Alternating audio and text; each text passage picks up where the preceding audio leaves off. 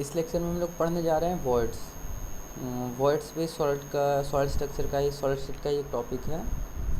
Words का मतलब क्या होता है? वर्ड्स मतलब होता है खाली स्थान, जो स्पेस वैकेंट स्पेस है उसी को वर्ड्स कहते हैं।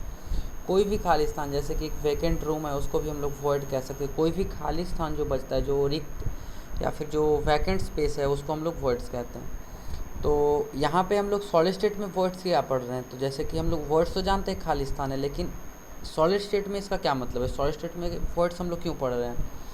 तो जैसा मैंने अपने पिछले लेक्चर में बताया कि जो ऐसे ऐसे करके जो एटम्स हैं उसके बीच में यहाँ पे थोड़ा थोड़ा खाली जगह बच जाता है, जहाँ पे कि बहुत छोटे साइज़ के एटम्स जैसे कि हाइड्रोजन, कार्बन, ये सब जो छोटे छोटे एटम्स है वहाँ आके मतलब रह सकते हैं, वहाँ पे उनको रखा जा सकता है।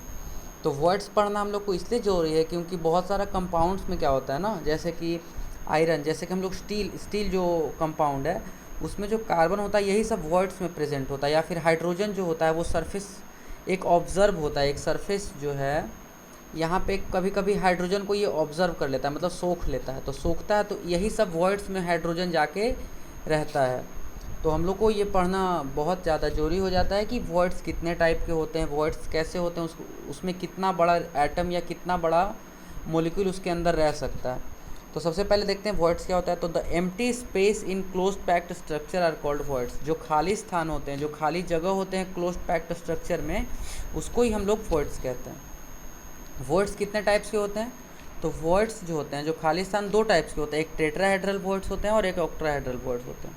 Tetrahedral words and octahedral words, अब दोनों का अलग अलग समझते हैं कि टेट्राहेड्रल वर्ड्स किसको कहते हैं और ऑक्टाहेड्रल वर्ड्स किसको कहते हैं। सबसे पहला क्या है? Tetrahedral words. तो टेट्राहेड्रल वर्ड्स समझने के लिए सबसे पहले ये एग्जांपल, ये जो फिगर है इसको देखते हैं। ये चारों एटम्स है, एक एटम, दो एटम, तीन एटम, चार एटम। इन चारों के बीच में जो खाली जगह बचता है, जैसे कि हम कैसे अभी बता सकते हैं आपको, एक ये एटम है, ठीक है, एक ये एटम है, एक ये एटम है, ठीक है, ये तीनों एटम है। अब इनके बीच में जो खाली, अगर यहाँ पे ऊपर पे हम एक एटम रख दें तो इनके बीच में जो खाली स्थान ये बच जाता है यहाँ पे, वही है टेट्राहेड्रल वर्ड्स, ठीक है ना। आप इस फिगर में भी देख सकते हैं ये जो खाली जगह यहाँ पे बचा, चलिए मैं इसको इरेज करके दिखा देता हूँ पहले। ये देखिए, ये जो खाली जगह यहाँ पे बीच में जो बच रहा है इसी को हम लोग वर्ड्स कहते हैं। यही जो खाली स्थान है, ये जो खाली जगह है, इसको हम लोग टेट्राहेड्रल वर्ड कहते हैं, ठीक है। तो क्या होता है, अब बताते हैं कि टेट्राहेड्रल वर्ड्स का मतलब कितना, एक एटम में कितना होता है। तो सबसे पहले द टेट्राहेड्रल वर्ड्स क्या होता, कैसे बनता है, तो they are formed by 4 atoms, 1 stacked over other 3। 4 atom से बना होता है जिसमें कि 3 के ऊपर एक रखा होता है। जैसे कि यहाँ पे देख रहे हैं 1 2 3, इन तीनों के ऊपर एक ये रखा हुआ है।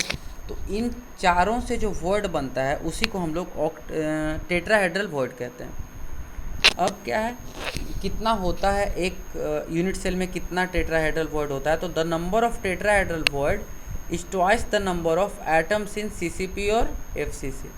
जितना एटम है उससे दुगना होता है टेट्राहेड्रल वर्ड। जैसे कि सपोज अगर एक यूनिट सेल में अगर 4 एटम होते हैं, जैसे कि एफसीसी में कितना एटम होता है, 4 एटम होता है, तो एक एफसीसी में टेट्राहेड्रल वर्ड्स 8 वर्ड्स होंगे, ठीक है।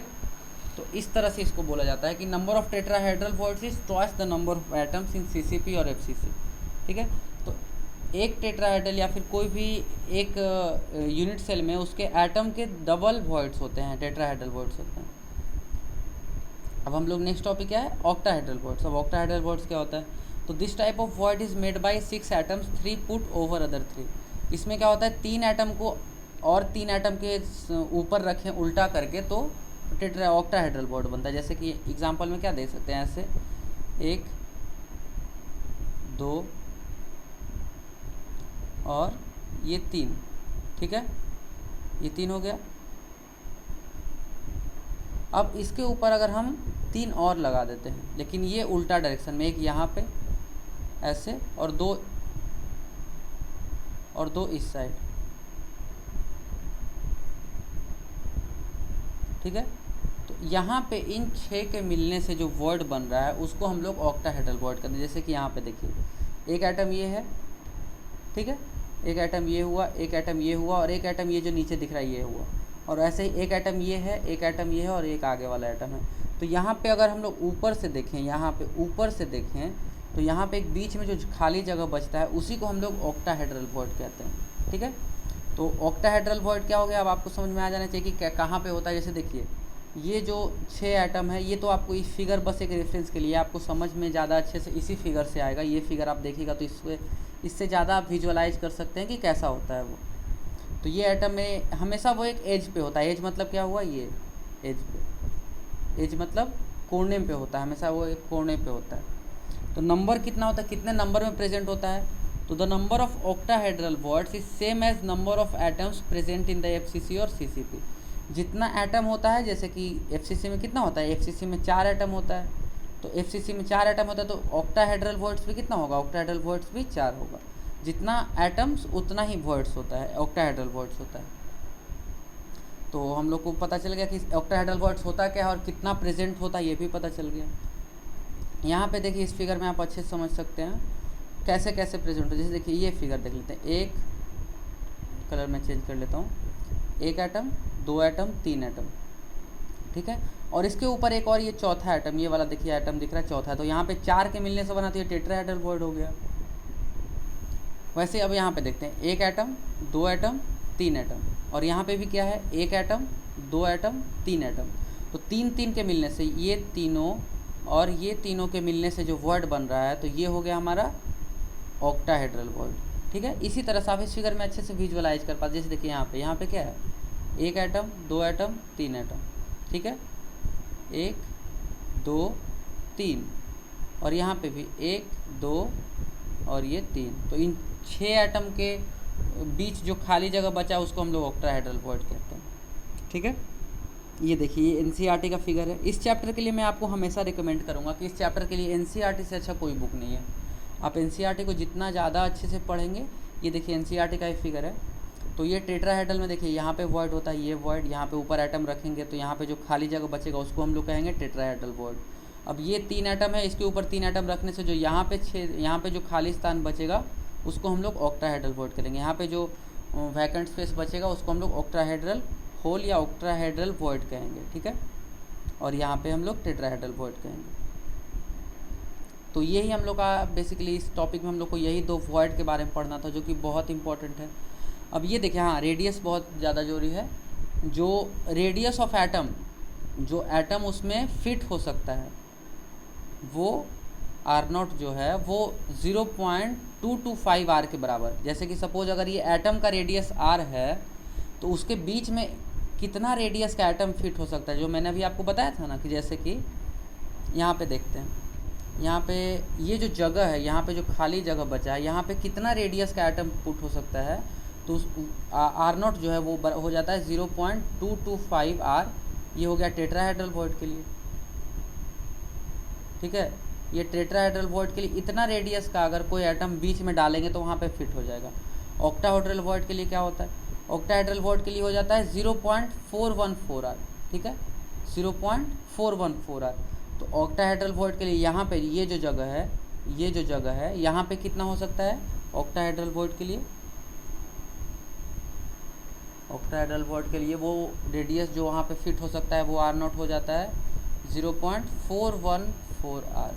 ठीक है, R जहाँ की रेडियस ऑफ एटम है, ये R है, ये रेडियस जो है ये R है, तो R0 जो यहाँ पे फिट होगा उसका रेडियस कितना होगा 0.414 R।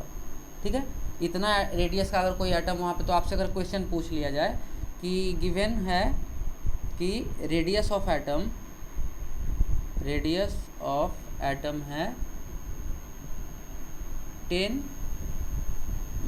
क्या बोल सकते हैं 10 नैनोमीटर। ठीक है, 10 नैनोमीटर सपोज एक रेडियस ऑफ एटम है, तो find radius of atom which can be put in tetrahedral void,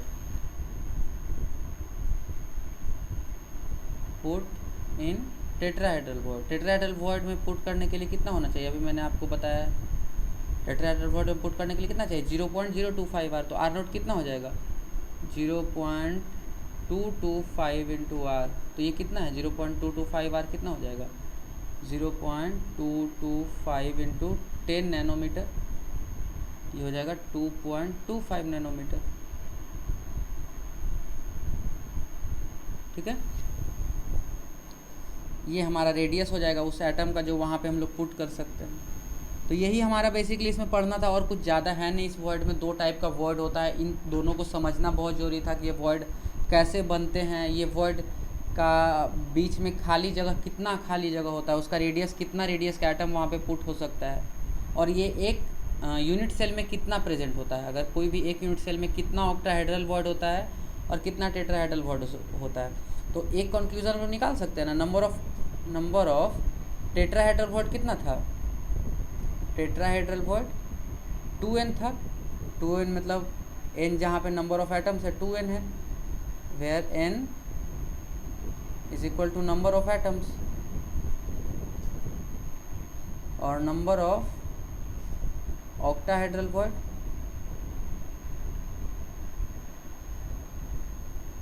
is equal to n हो जाता था, जितना number of, where n is number of atoms, number of atoms. तो इससे हम लोग क्या कंक्लूजन निकाल सकते हैं कि नंबर ऑफ टेट्राहेड्रल वर्ड है, नंबर ऑफ टेट्राहेड्रल वर्ड जो है वो 2 गुना है नंबर ऑफ ऑक्टाहेड्रल वर्ड के, 2 into number of octahedral word. ठीक है, यही दोनों में रिलेशन आ गया कि अगर किसी भी यूनिट सेल में सपोज अगर 4 ऑक्टाहेड्रल वर्ड हैं तो 8 टेट्राहेड्रल वर्ड्स होंगे। ठीक है, अगर किसी में 4 ऑक्टाहेड्रल वर्ड है तो 8 टेट्राहेड्रल वर्ड्स होंगे ही होंगे। तो यही हम लोग यहाँ पे ये टॉपिक ख़त्म करते हैं। जो भी अगर इसमें समझने में कोई डाउट हुआ तो प्लीज़ आप लोग कमेंट में पूछ सकते हैं, हम लोग लाइव क्लास में आपका सारा डाउट्स क्लियर कर देंगे। लाइव क्लास भी अपलोड ही रहता है तो आप उसको भी देख सकते हैं। तो कोई भी डाउट हो तो प्लीज़ कमेंट में मेंशन करें, हम लोग जैसे ही टाइम मिलेगा आपका डाउट हो सके तो कमेंट में, नहीं तो फिर लाइव क्लास में क्लियर करेंगे। तो आज के लिए इतना ही रहेगा, नेक्स्ट टॉपिक अगले क्लास में करते हैं। बाय।